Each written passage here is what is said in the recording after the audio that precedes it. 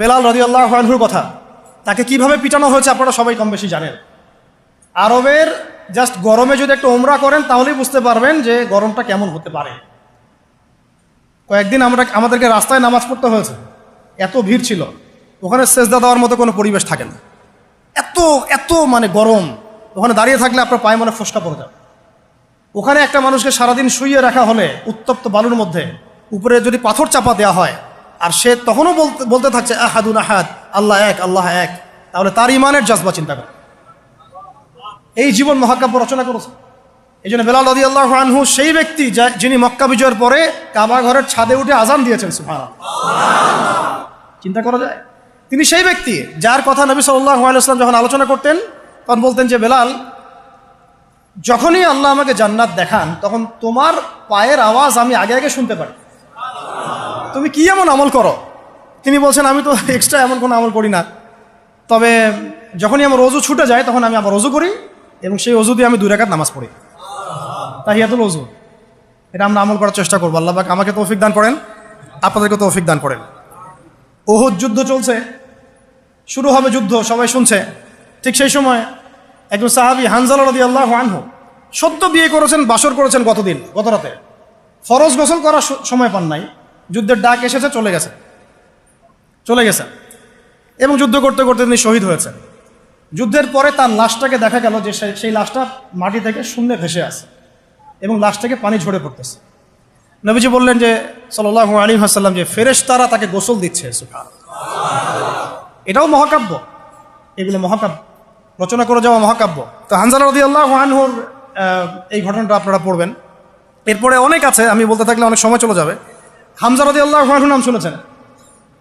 হামজা রাদিয়াল্লাহু আনহু উহুদের দিনে এমনভাবে যুদ্ধ করছিলেন যে তাকে যে হত্যা করেছে সেও বলেছে যে সে এমনভাবে যুদ্ধ করছিল যে মনে হচ্ছিল সে একজন উড়ন্ত বাজ পাখি। সামন থেকে আমি তাকে আঘাত করার কোনো সুযোগ পাই নাই, পিছন থেকে পাথরের পিছন থেকে তাকে আমি দূর থেকে একটা বর্ষা নিক্ষেপ করেছিলাম, এই বর্ষা গিয়ে তার নাভির নিচে গিয়ে লাগে, পিছন দিয়ে বের হয়ে যায়।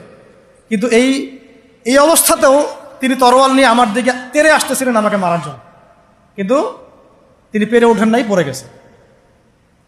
তারপরে তার লাশকে চিরে ফেলা হয় এবং কলিজাটা বের করে দাঁত দিয়ে কামড়ে খাওয়ার চেষ্টা করা হয়েছে। হামজা রাদিয়াল্লাহু আনহু ছিলেন বদর যুদ্ধের সবচেয়ে শ্রেষ্ঠ সাহাবী, বীর সাহাবী, যার হাতে অনেক কাফের মারা গেছে। এই জন্যে উতবা, শাইবা এদের এক পরিবারের পক্ষ থেকে একটা আক্রোশ ছিল যে যুদ্ধে জিতি আর না জিতে হামজাকে মারতে হবে। এই জন্য ওয়াহশী নামক একজন ব্যক্তিকে তারা হায়ার করেছিল। পরবর্তীতে সেই ওয়াহশী তিনিও ইসলাম কবুল করেছেন, আলহামদুলিল্লাহ। তাকে অনেকে হামজার কাতেল বলত। পরে মুসাইলামা কাযযাবের হত্যা আল্লাহ পাক এই ওয়াহশীর হাতে করেছেন। সুবহানাল্লাহ, আল্লাহ পাক তাকদীর ঘুরিয়ে দিয়েছিলেন। হামজা রাদিয়াল্লাহু আনহুর এই আত্মত্যাগটা কিন্তু ইতিহাস হয়ে আছে, মহাকাব্য হয়ে আছে না? এমন এত মহব্বত নবী সাল্লাল্লাহু আলাইহি ওয়াসাল্লাম তাকে করতেন, এত মহব্বত করতেন যে ওয়াহশী যখন ইসলাম কবুল করতে আসছেন জিজ্ঞাসা করছেন যে তুমি কিভাবে, কাইফা কাতালতাল হামজা, হামজাকে কিভাবে হত্যা করেছিলেন? তিনি ব্যাখ্যা করলেন এইভাবে হত্যা করেছে। তখন নবীজি বললেন যে যদি তুমি আমার থেকে তোমার চেহারাটাকে দূরে রাখতে পারো তাহলে সেটাই করো। মানে তার হাতে ইসলামের বায়াত নিয়েছেন, ইসলাম কবুল করলেন, তারপরে নবীজি বললেন যদি তুমি তোমার চেহারাটাকে আমার থেকে দূরে রাখতে পারো, দূরে রাখো।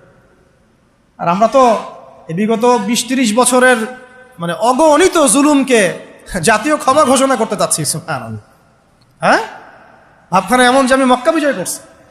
আপনারা কি মক্কা বিজয় করছেন যে সবাইকে গণমাফ করতে যাচ্ছেন? আবু সাঈদের কেসাস কবে হবে? আবু সাঈদের কেসাস কবে হবে এটা দেখার অপেক্ষায় আছি আমরা। মুগ্ধদের কেসাসটা কবে হয় সেটা দেখার অপেক্ষায় আছি আমরা। তাদের সময় মাঠে যারা ছিল, যারা নির্দেশ দিয়েছে, যারা পিছনে ছিল, যারা পর্দার আড়ালে ছিল, তাদের কি হয় পরিণতি শেষ পর্যন্ত, এটা আমরা দেখার অপেক্ষায় আছি। জালেমকে তার শাস্তি দিতে হবেই,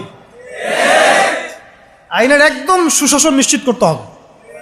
না হলে দেখবেন এরা যদি পার পেয়ে যায়, এরা অন্য স্রোতে এসে আবার জুলুম করবে না, কোনো গ্যারান্টি নেই, কোনো গ্যারান্টি নেই।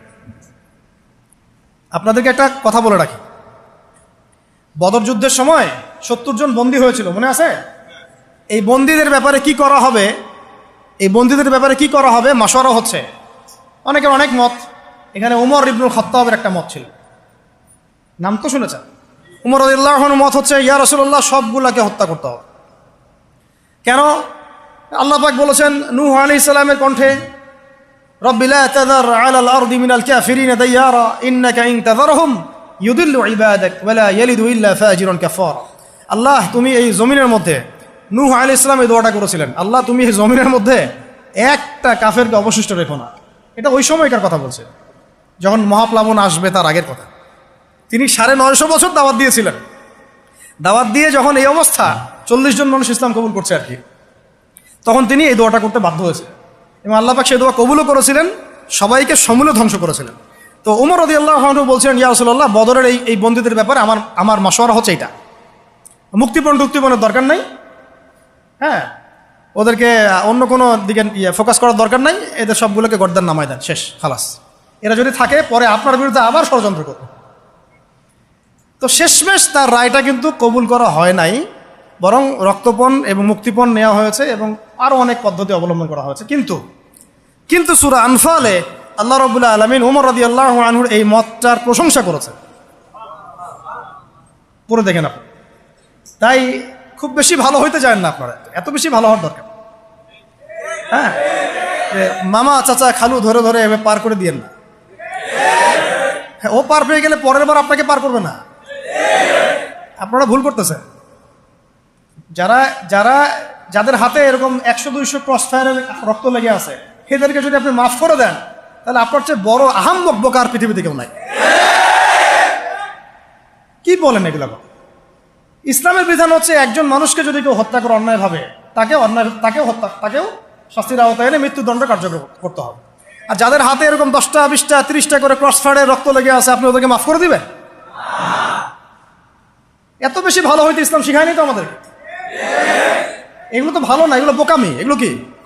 এগুলো তো ভালো না, এগুলো হচ্ছে কি বোকামি। ইসলাম শিখায় আমাদেরকে ডিপ্লোম্যাটিক হতে, ম্যাচিউরড হতে। সুবহানাল্লাহ, আমি এগুলো দেখে খুব আসলে হতাশ, তাই একটু আক্রোশের কথা বলে ফেললাম, কিছু মনে করবেন না। মানে আমি বুঝি না, আমরা এই সাইকোলজির সাথে যাই না।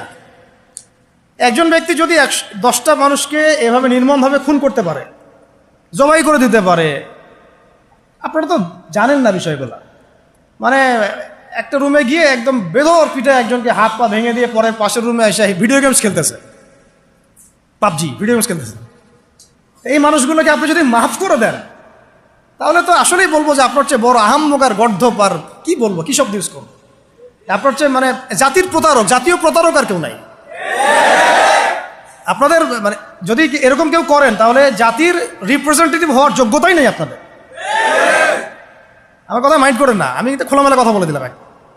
কারণ এখন সব কথা কিছু কথা খোলামেলা আপনাদেরকে বলতে হবে, নাহলে অনেক কথা ইনসাফ হবে না। ইনসাফ করতে হবে, আল্লাহ পাক আমাদেরকে বলার তৌফিক দান করেন। আর 2-4টা বলে শেষ করছি। আপনাদেরকে একজন সাহাবীর নাম বলি, তালহা রাদিয়াল্লাহু আনহু। কি নাম? উহুদ যুদ্ধের দিন আল্লাহ নবী সাল্লাল্লাহু আলাইহি ওয়াসাল্লাম কিন্তু একটু বিপর্যয়ের মধ্যে পড়েছিলেন, মনে আছে? চারদিক থেকে তাকে আক্রমণ করা হয়েছে। খালিদ বিন ওয়ালিদ তখন তিনি মুসলিম হন নাই, এসে আক্রমণ করেছেন, পিছন থেকে সাহাবীদেরকে আক্রমণ করেছেন, অনেক সাহাবী শহীদ হয়েছেন। আর নবী সাল্লাল্লাহু আলাইহি ওয়াসাল্লামের কাছেও প্রায় 11 জনের মতো আছেন, বাকি সবাই ছত্রভঙ্গ হয়ে গেছেন। আর তো ছত্রভঙ্গ হয়ে যাওয়ার সময় মাত্র 2 জন সাহাবী ছিলেন মুহাজির, আর বাকি 9 জন ছিলেন আনসার। তো একে একে আনসার সাহাবীরা শহীদ হতে লাগলেন। আর 2 জন মুহাজির সাহাবীর মধ্যে একজন সাদ বিন আবি ওয়াক্কাস, একজন হচ্ছেন তালহা বিন উবাইদুল্লাহ রাদিয়াল্লাহু আনহু। সাদ রাদিয়াল্লাহু আনহু তীর ছুটছেন। আল্লাহ নবী সাল্লাল্লাহু আলাইহি ওয়াসাল্লাম তাকে লক্ষ্য করে বলছেন, হে সাদ, আমার পিতামাতা তোমার প্রতি কুরবান হয়ে যাক, তুমি তীর ছুঁড়ো। সুবহানাল্লাহ। সাহাবীরা সবাই বলতেন, ইয়া রাসূলুল্লাহ, আপনার জন্য আমার পিতামাতা কুরবান হোক। আল্লাহ নবীজি নিজে বলেছেন, হে সাদ, তোমার জন্য আমার পিতামাতা কুরবান হোক। এই একমাত্র সাহাবী যিনি ইসলামের ইতিহাসে প্রথম তীর নিক্ষেপ করেছিলেন, সাদ বিন আবি ওয়াক্কাস রাদিয়াল্লাহু আনহু। আর তালহা রাদিয়াল্লাহু আনহু তরোয়াল চালাচ্ছিলেন। বলা হচ্ছে, ইতিহাসের পাতায় এসেছে, সিরাতের পাতায় এসেছে যে তার গায়ে, মানে তালহা রাদিয়াল্লাহু আনহুর গায়ে তখন প্রায় 40 থেকে 50টা আঘাতের চিহ্ন লেগেছে, বর্ষার তীরের তরোয়াল। এই অবস্থায় তিনি নবী সাল্লাল্লাহু আলাইহি ওয়াসাল্লামকে কাঁধে উঠিয়ে উহুদ পাহাড়ের একটা পার্শ্বদেশ দিয়ে উপরে উঠিয়ে সেফ একটা জায়গায় নিয়ে রেখে দিয়েছেন। নবীজি বলেছেন, তোমরা যদি কোনো জীবন্ত শহীদকে দেখতে চাও, তাহলে তালহাকে দেখো। এগুলো হচ্ছে সত্যিকারের মহাকাব্য, এগুলো কি সত্যিকারের চিরস্থায়ী মহাকাব্য। আপনারা যদি এই একজন সাহাবী সাদ বিন মুয়াজ তার নাম শোনেন, দেখবেন খন্দকের যুদ্ধে তিনি মহাকাব্য রচনা করেছেন। খন্দকের যুদ্ধে একটা ক্রুশিয়াল অবস্থা ছিল, সেই সময় তিনি সামনে আগ বাড়িয়ে যুদ্ধ করতে গিয়ে তার হাতের মধ্যে তীর লাগে, এই তীরটা ছিঁড়তে গিয়ে তার হাতের ভ্যানটা ছিঁড়ে যায়, রক্তটা ছিঁড়ে যায় বের করতে গিয়ে। তো এই অবস্থায় আস্তে আস্তে তার শাহাদাত হয়েছে। কিন্তু শাহাদাতের আগে তিনি আল্লাহর কাছে দোয়া করেছিলেন, আল্লাহ যদি কুরাইশদের সাথে আরও কোনো যুদ্ধ বাকি থাকে আমাকে তাহলে জীবিত রেখো। এবং তার শাহাদাতের সময় তিনি বলছেন, এরপর থেকে ইসলামের উপর তারা আর আক্রমণ করতে পারবে না, কারণ আমি এমন দোয়া করেছিলাম যে আল্লাহ যদি কুরাইশদের সাথে আরও কোনো যুদ্ধ বাকি থাকে আমাকে জীবিত রেখো। তার আগ মুহূর্তে তিনি বনু কুরাইজার যে গাদ্দারি বেঈমানি, ওই বেঈমানির শাস্তি দিয়ে তিনি দুনিয়া থেকে বিদায় নিয়েছেন। সাদ বিন মুয়াজ, যার জানাজায় নবীজি বলেছেন যার জানাজার সলাতে 70,000 ফেরেশতা শরীক হয়েছে। এগুলো মহাকাব্য। আপনারা যদি আরো সামনে যান আপনারা মুতার যুদ্ধের ঘটনা পাবেন। এই কয়েকটা বলে শেষ করছি। এটা বলতে গেলে আসলে আমি নিজেকে ধরে রাখতে পারি না, আর ধরে রাখার মতো আসলে অবস্থাও না। ইসলামের ইতিহাসের সবচাইতে মর্মান্তিক যুদ্ধ হচ্ছে মুতার যুদ্ধ, সবচেয়ে মর্মান্তিক। বদর, উহুদ, খন্দক, খায়বার যত যুদ্ধ আছে এগুলো যুদ্ধ অনেক বড় মাপের। মুতার যুদ্ধের প্রেক্ষাপট এবং সিচুয়েশনটা সম্পূর্ণ ডিফারেন্ট ছিল। এখানে আপনাদেরকে আমি 3 জন শ্রেষ্ঠ বীরের মহাকাব্য শোনাচ্ছি। কয়জন? 3 জন শ্রেষ্ঠ বীর পুরুষের মহাকাব্য। নবী সাল্লাল্লাহু আলাইহি ওয়াসাল্লাম একজন সাহাবীকে পাঠালেন, তার নাম হচ্ছে হারিস বিন উবাইদা। কি নাম বলেন? হারিস বিন উবাইদা, তুমি এই চিঠিটা নিয়ে যাও। এটা তো মদিনা রাষ্ট্র কায়েম হওয়ার পরের কথা, একদম নবম হিজরতের 8ম বছরের দিকের কথা আর কি। তখন ততদিন হুদাইবিয়ার সন্ধিও হয়ে গেছে এবং কাজা ওমরাও আদায় হয়ে গেছে এবং খায়বার যুদ্ধ জয় হয়ে গেছে। খায়বারের পরের কথা এটা আর কি, যে হারিস বিন উবাইদা তুমি এই চিঠিটা নিয়ে যাও, ওই রোমকদের কাছে যাবা। তখন তো সুপার পাওয়ার 2টা, রোমানরা এবং পার্সিয়ানরা। তো এখনকার ওই যে এই কন্টিনেন্টের ন্যাটো আর ওই কন্টিনেন্টের চায়না রাশিয়ার মতো আর জেনে পারতেছে। তো সে গেল ওখানে। সুরাহবিল আল গাসসানি একজন শাসক ছিলেন ওইখানকার সিরিয়ার। তো সে ওই চিঠিটা দেখে বলতেছে যে আচ্ছা ঠিক আছে বসো, দেখি কি করা যায়। চিঠিতে লিখা আছে ইসলাম কবুল করেন, আল্লাহ পাক শান্তি বর্ষণ করবেন, আসলিম তাসলিম। ওই যে নবী সাল্লাল্লাহু আলাইহি ওয়াসাল্লাম চিঠি আছে না একটা রাষ্ট্রপ্রধানদের কাছে, সে চিঠি উদ্ধত আচরণ। আমি এখানকার আমির, আমাকে ওই মক্কার মেষপালকরা চিঠি পাঠায় আপনার। তো কে চিঠি নিয়ে আসছে? যে হারিস বিন উবাইদা। আচ্ছা ওকে বসাও। হারিস বিন উবাইদা রাদিয়াল্লাহু আনহুকে রাষ্ট্রদূত, কিন্তু তিনি রাষ্ট্রদূতকে তারা নির্মমভাবে হত্যা করলো। কথা বুঝতে পারছেন? এবার নবী সাল্লাল্লাহু আলাইহি ওয়াসাল্লামের কাছে খবর যখন আসছে রাষ্ট্রদূতকে হত্যা করেছে, আমার সাহাবীকে, কয়জন সাহাবীকে হত্যা করেছে? 10 জন, 20 জন, 100 জন? একজন সাহাবীকে হত্যা করার প্রতিশোধ নেওয়ার জন্য নবী সাল্লাল্লাহু আলাইহি ওয়াসাল্লাম 3000 বাহিনীর একটা জিহাদি কাফেলা তৈরি করলেন। 3000 বাহিনী কাফেলায় তিনি নিজে নেতৃত্ব না দিয়ে বললেন যে এই কাফেলার নেতৃত্ব দিবে আমার প্রিয় ভাজন, তাকে তার পালক পুত্র বলা হতো এক সময়, যায়েদ ইবনে হারেসা রাদিয়াল্লাহু আনহু। কোন যায়েদ? তায়েফের সফরের সঙ্গী, তায়েফের সফরের একজন সাহাবী তার সাথে ছিলেন, তার নাম যায়েদ ইবনে হারেসা। যখন তায়েফবাসী নবীজিকে মারছিলেন, যায়েদ ইবনে হারেসা রাদিয়াল্লাহু আনহু তার বুক দিয়ে নবীকে জড়ায় ধরেছিলেন যে আমার গায়ে আঘাত লাগুক, তার গায়ে না লাগুক। এই সাহাবী যায়েদ ইবনে হারেসা রাদিয়াল্লাহু, তাকে পতাকা দিয়ে বললেন এই মুতার যুদ্ধের আমির হচ্ছে যায়েদ ইবনে হারেসা। যদি যায়েদ ইবনে হারেসা শহীদ হয় তাহলে পতাকা বহন করবে জাফর ইবনে আবি তালেব, আমার চাচাতো ভাই। কোন জাফর? যিনি আবিসিনিয়ায় গিয়েছিলেন মুসলিমদেরকে নিয়ে হিজরত করতে, মনে আছে? যিনি বাদশাহ নাজাশির সামনে কুরআন তেলাওয়াত করার, সূরা মারিয়াম তেলাওয়াত করার কারণে বাদশাহ নাজাশির চোখ দিয়ে দরদর করে পানি পড়তে শুরু করেছে। ওই বাদশাহ নাজাশিও পরে ইসলাম কবুল করেছে, আলহামদুলিল্লাহ। জাফর রাদিয়াল্লাহু আনহু পতাকা বহন করবে যদি যায়েদ ইবনে হারেসা শহীদ হয়। এরপরে যদি জাফরও শহীদ হয় পতাকা বহন করবে আমার আরেক প্রিয় ভাজন সাহাবী আব্দুল্লাহ বিন রাওয়াহা রাদিয়াল্লাহু আনহু। আব্দুল্লাহ বিন রাওয়াহা রাদিয়াল্লাহু, যাকে যে কোনো মুহূর্তে যদি বলতেন ইসলাম নিয়ে একটা শের বলেন, একটা কবিতা বলেন, ইনস্ট্যান্ট তিনি শের বলে ফেলতে পারতেন। এত সুন্দর, এত উন্নত কাব্য প্রতিভা ছিল তার মধ্যে। এই নষ্ট সংস্কৃতি না, তাদের সংস্কৃতি ছিল একেবারে খাঁটি তাওহীদের সংস্কৃতি।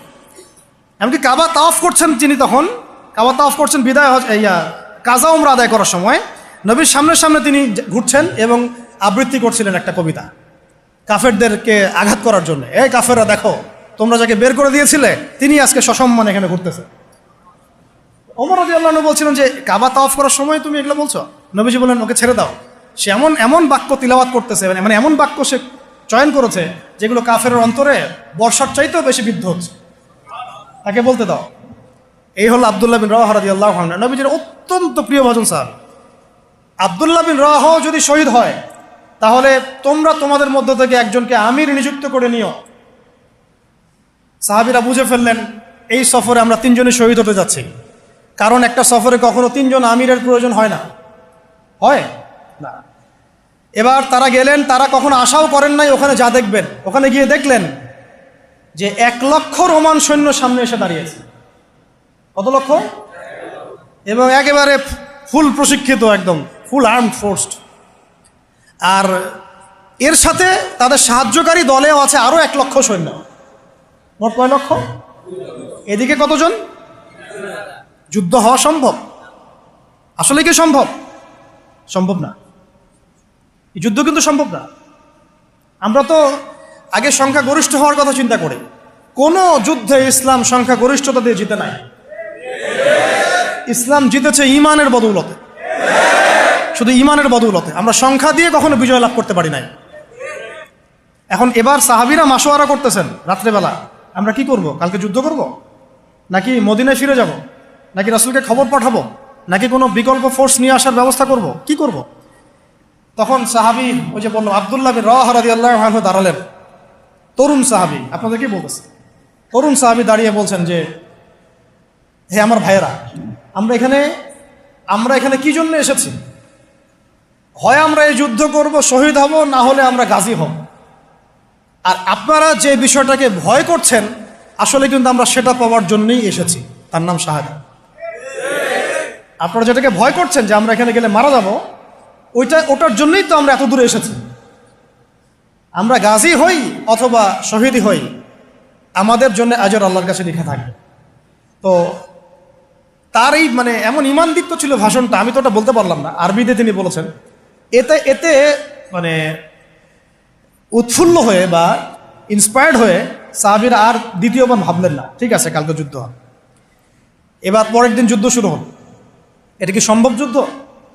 প্রথমে যায়েদ ইবনে হারসা রাদিয়াল্লাহু আনহু পতাকা নিয়ে ঘোড়া ছোটায় আগায় যাচ্ছেন এবং একটা আঘাতও পিছন থেকে করার সাহস হচ্ছে না তাদের, সব আঘাত তারা সামন থেকে করছেন।